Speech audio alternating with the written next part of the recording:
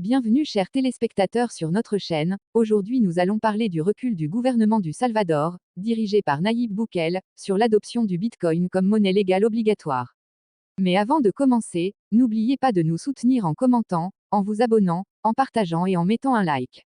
Le site, Litra34, a publié un rapport mettant en lumière le recul du gouvernement du Salvador sur l'adoption du Bitcoin comme monnaie légale obligatoire, après avoir signé un accord avec le FMI, et indique que l'acceptation du Bitcoin est devenue optionnelle, les paiements fiscaux étant limités au dollar américain, ce qui reflète un tournant vers des politiques financières plus stables. Le site a déclaré que le Salvador a signé un accord avec le FMI, rendant l'acceptation de la monnaie virtuelle, optionnelle, seulement, après que le président Nayib Bukele ait fait du Bitcoin une monnaie légale en 2021, devenant ainsi le premier au monde à prendre cette décision. Cependant, les fluctuations des crypto-monnaies, l'absence d'infrastructures technologiques nécessaires et le faible niveau de culture numérique parmi la population ont constitué des obstacles difficiles à surmonter. Selon le site, bien que Donald Trump ait promis de faire des États-Unis la capitale de la crypto sur la planète Terre, le Trump du Salvador, un nom donné à Nayib Bukele, a annoncé un changement radical dans sa politique concernant le Bitcoin. Après que le Salvador soit devenu le premier pays au monde à adopter le Bitcoin comme monnaie légale en 2021, il a surpris tout le monde il y a quelques jours en acceptant un prêt de 1,4 milliard de dollars du FMI, un accord qui nécessite une révision majeure de ses politiques monétaires. Le site a précisé qu'entre les modifications convenues, l'acceptation du Bitcoin comme moyen de paiement par les commerçants est devenue optionnelle, tandis que les paiements fiscaux seront exclusivement en dollars américains. Cet accord représente un changement radical par rapport à l'approche initiale. Cependant, le gouvernement a annoncé qu'il continuerait d'acheter du Bitcoin pour renforcer ses réserves stratégiques.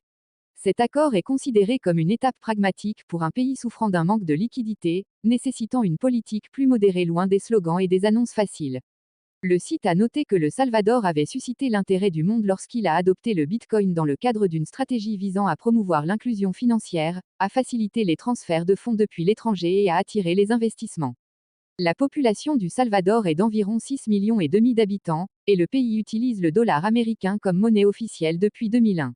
Le pays a fait face à des défis économiques complexes, tels qu'un pourcentage élevé de la population n'ayant pas de compte bancaire et une forte dépendance aux transferts de fonds de l'étranger, qui représente environ 20% du produit intérieur brut.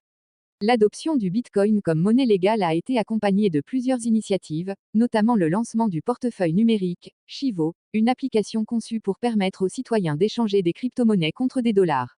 Pour encourager son utilisation, une récompense de 30 dollars en Bitcoin a été distribuée, et des distributeurs automatiques de crypto-monnaies ont été installés dans tout le pays.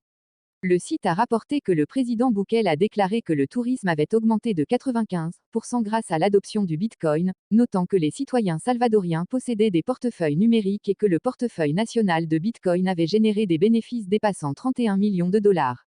Cependant, la mise en œuvre de ces politiques a rencontré de nombreux obstacles, car les fluctuations de la crypto-monnaie ont suscité des doutes quant à la stabilité économique, et les zones rurales du pays manquaient souvent de l'infrastructure technologique nécessaire. De plus, une grande partie de la population a montré des réticences envers cette politique. Le site a mentionné que ce qui s'est passé au Salvador met en évidence les tensions qui peuvent surgir entre l'innovation représentée par les crypto-monnaies et les exigences de la stabilité économique. En effet, les fluctuations extrêmes qui caractérisent ces actifs constituent une menace pour les comptes économiques, surtout lorsqu'elles sont intégrées dans des portefeuilles d'investissement ou promues auprès de petits investisseurs, augmentant ainsi le risque de crise systémique en cas d'effondrement de leur valeur.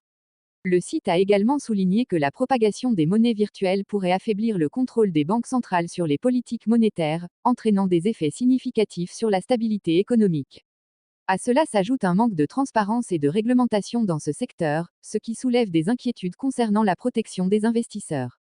De plus, il ne faut pas négliger les défis sociaux liés à la numérisation dans des environnements non préparés, souffrant d'une infrastructure technologique limitée et d'un faible niveau de sensibilisation numérique. Le site a attiré l'attention sur un problème de manque d'éducation financière, où les doutes de la population envers les monnaies numériques, la difficulté d'accès aux appareils technologiques et le manque de sensibilisation financière ont conduit à une adoption limitée du Bitcoin, ainsi qu'à des tensions importantes qui ont dégénéré en manifestations de masse. Ces manifestations ont mis en lumière l'importance d'adopter une approche équilibrée qui concilie innovation et stabilité. Le site conclut le rapport en affirmant que l'expérience du Salvador est unique dans l'histoire des monnaies numériques, soulevant des questions fondamentales sur l'interaction entre la politique monétaire traditionnelle et les technologies émergentes. Bien qu'il y ait une incertitude entourant l'avenir du Bitcoin au Salvador, comme c'est le cas dans de nombreux pays du monde, cette expérience continuera d'offrir des leçons précieuses pour d'autres pays envisageant d'intégrer les monnaies numériques dans leur système financier, en particulier avec la nouvelle administration dirigée par Trump.